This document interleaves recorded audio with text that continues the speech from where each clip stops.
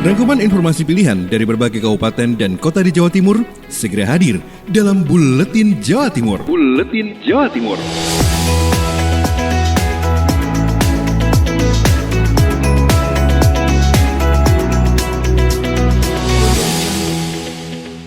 Salam jumpa sahabat, bersama saya Ben Chandra. Kita akan hadirkan informasi Buletin Jawa Timur edisi 14 Mei 2020. Untuk informasi yang pertama, bersama Mega Kristi, RGR FM Tulungagung. Total 5 orang dinyatakan sembuh dari COVID-19. Terhitung hingga Kamis, ada 5 orang yang dinyatakan sembuh dari COVID-19 di Tulungagung. Pasien terakhir yang dinyatakan sembuh adalah seorang tenaga kesehatan yang beralamat di Kecamatan Kondang. Seperti juga pasien sebelumnya, DN juga diberikan surat pernyataan sembuh atau negatif COVID-19 dari gugus tugas percepatan penanganan COVID-19.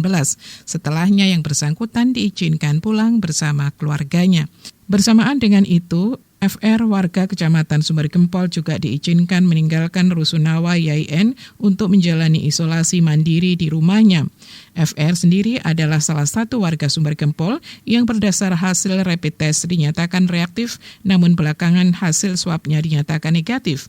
Dalam kesempatan tersebut, Ketua Gugus Tugas Percepatan Penanganan COVID-19 Dr. Andes Marioto Birawa MM menyampaikan bahwa sampai saat ini penanganan COVID-19 di Tulungagung diantaranya adalah dengan bantuan sembako yang bersumber dari dana pusat, provinsi, kabupaten, dana desa, dan alokasi dana desa dengan target yang ingin dicapai sebanyak 267.000 lebih KK.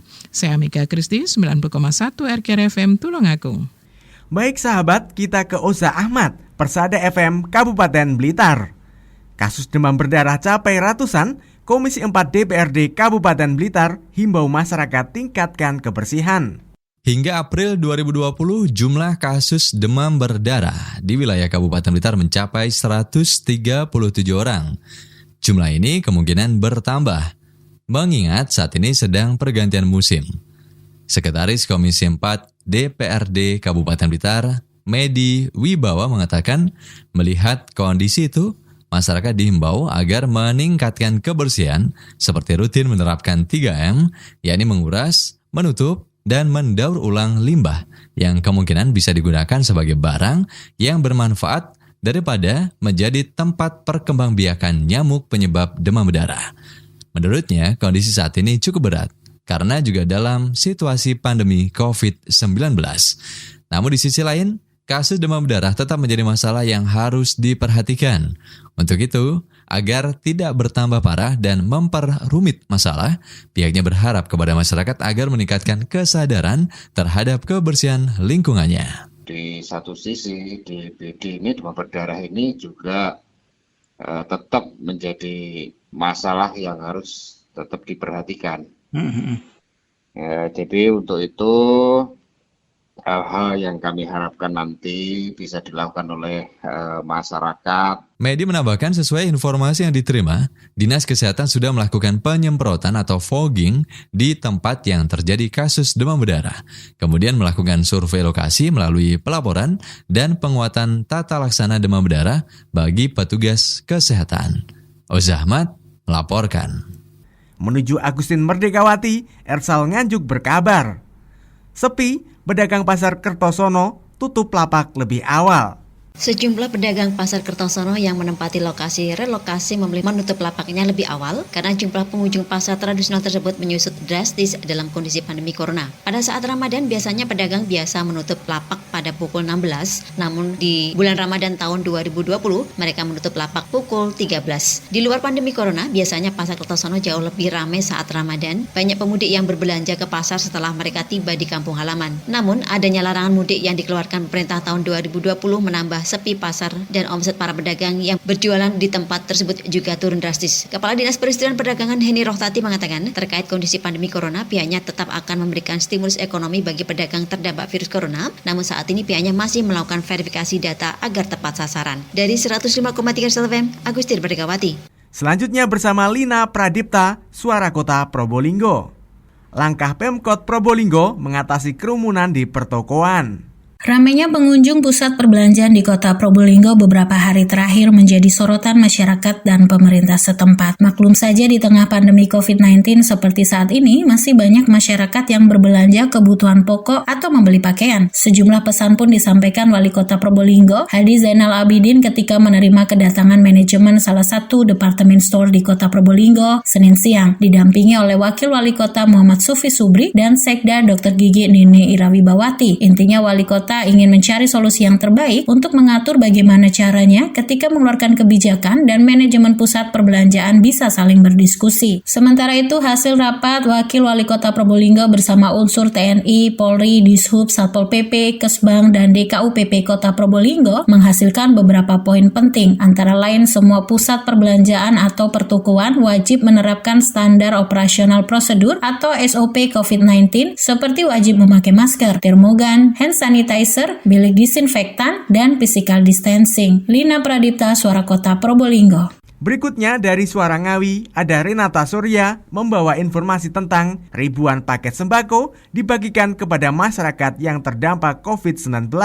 Penyaluran bantuan berupa paket sembako non-APBD yang berasal dari kerjasama Korpri dan sejumlah relawan diberikan untuk 736 pengemudi becak, masyarakat, dan komunitas di Kabupaten Ngawi yang terdampak COVID-19 di halaman pendopo Widyagraha Kabupaten Ngawi. Budi Sulestiono, Bupati Ngawi, mengatakan kegiatan dengan mekanisme seperti ini baru pertama kali dilakukan dan launching untuk tukang becak yang ada di seluruh Kabupaten Ngawi. Mereka wajib datang dengan membawa kartu tanda penduduk Ngawi. Bantuan ini tidak hanya diberikan untuk pengemudi becak saja, tetapi juga kepada masyarakat atau komunitas lain yang juga terdampak COVID-19 seperti tukang parkir, pedagang kaki lima, khususnya yang ada di alun-alun, kemudian pembuat kue-kue yang ada di pasar juga akan ditargetkan. Ada 14.000 paket sembako non-APBD yang disiapkan Pemkab Ngawi untuk jaring pengaman sosial akibat pandemi Corona saat ini. Pemkab Ngawi berencana akan memberikan bantuan tunai untuk recovery pasca COVID-19 ini. Bupati Ngawi berharap dengan bantuan ini bisa membantu kelangsungan hidup masyarakat yang terdampak COVID-19.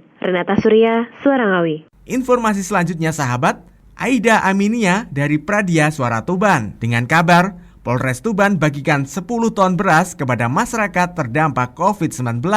Kepolisian Resort Tuban membagikan sedikitnya 10 ton beras kualitas terbaik kepada warga terdampak COVID-19 se-Kabupaten Tuban Selasa 12 Mei 2020.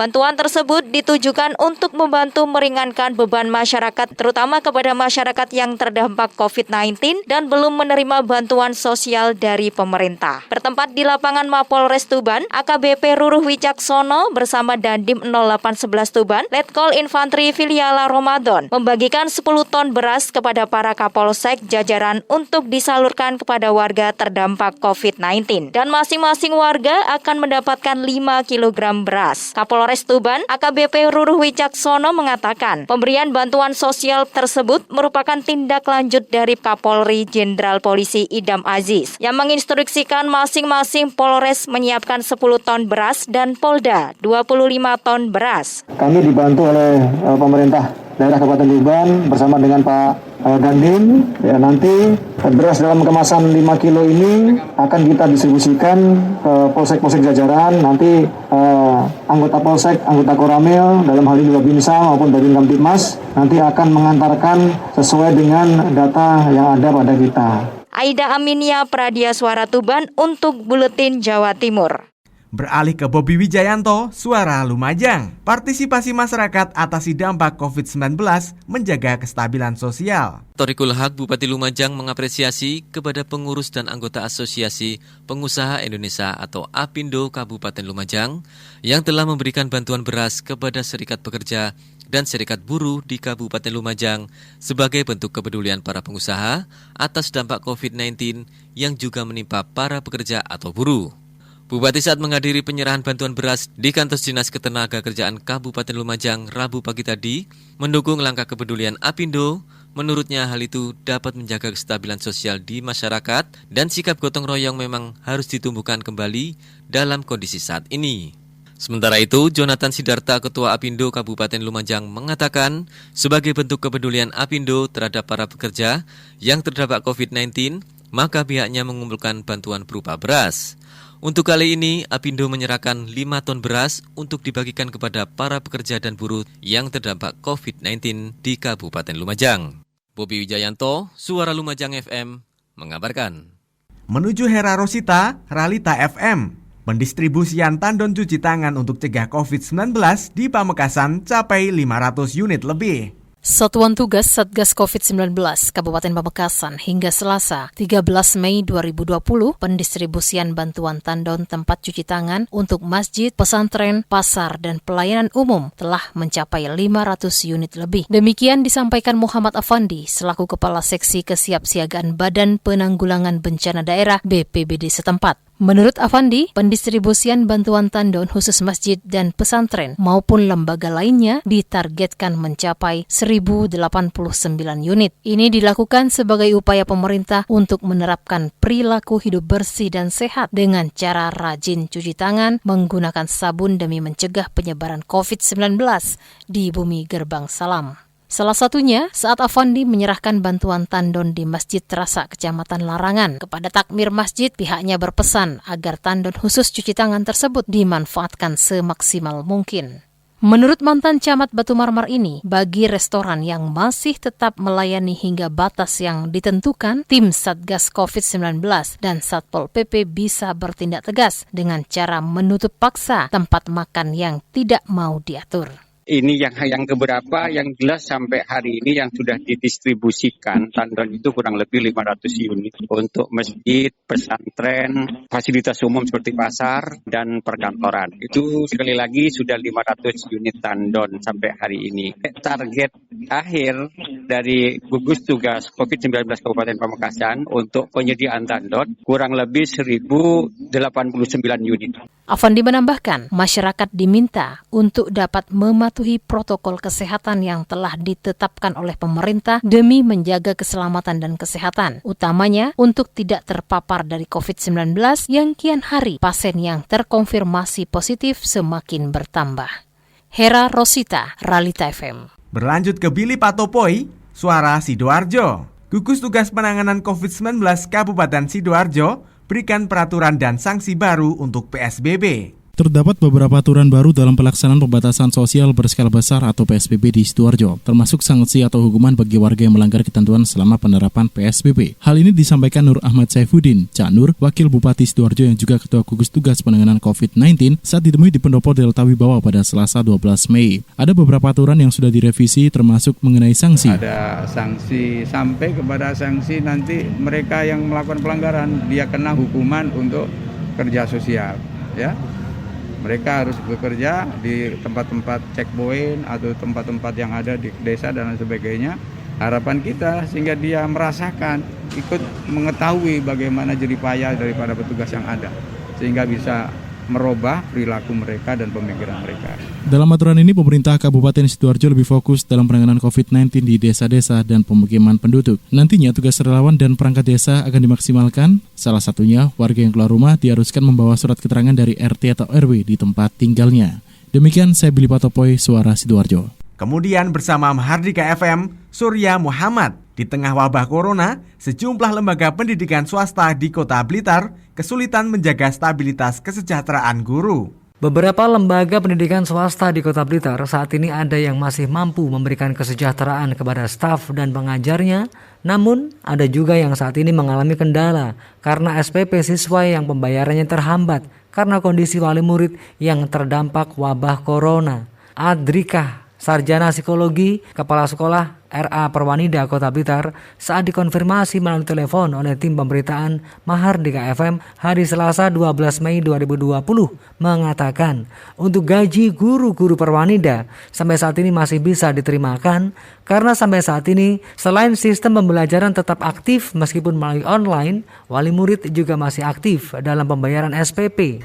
Kesejahteraan mereka melalui gaji tiap bulan masih kami berikan, khususnya di Perwanida.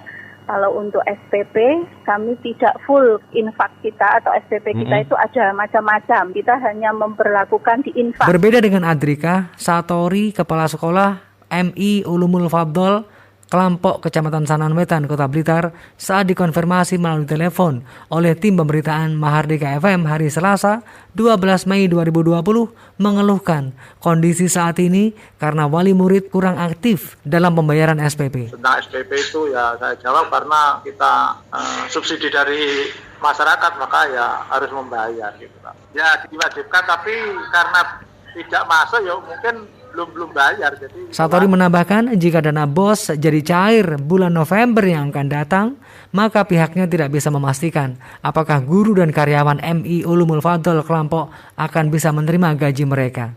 Surya Muhammad, Mahardika FM. Dan informasi yang terakhir dari Suara Madiun bersama Kiki Desilia.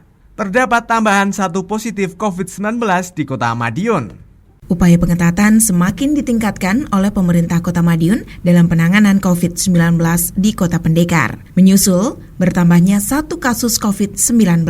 Tambahan 1 kasus tersebut diumumkan Wali Kota Madiun Maidi dalam konferensi pers di Balai Kota Madiun Selasa malam. Artinya, ada 2 kasus positif COVID-19 di Kota Madiun sampai saat ini. Dijelaskan Wali Kota Madiun Haji Maidi, kasus nomor 2 tersebut merupakan orang tanpa gejala atau OTG, warga Kelurahan Nambangan Lor, berjenis kelamin laki-laki dan berusia sekitar 30 tahun lebih. Yang bersangkutan pernah memiliki riwayat perjalanan dari luar kota. Kepastian ini didapat dari 2 kali hasil swab tes yang dilakukan. Wali Kota menambahkan, anggota keluarga yang bersangkutan juga langsung mendapatkan penanganan begitu hasil swab tes pertama keluar. Sejauh ini, dari keluarga tidak ada yang tertular. Pasalnya, yang bersangkutan cukup kooperatif dengan menjalankan isolasi mandiri sampai hasil tes swab keluar. Meski sudah ditangani oleh rumah sakit, Wali Kota Madiun berharap masyarakat tetap disiplin dan patuh dalam menjalankan setiap instruksi pemerintah guna menekan penambahan kasus di Kota Madiun. Seperti diketahui sahabat,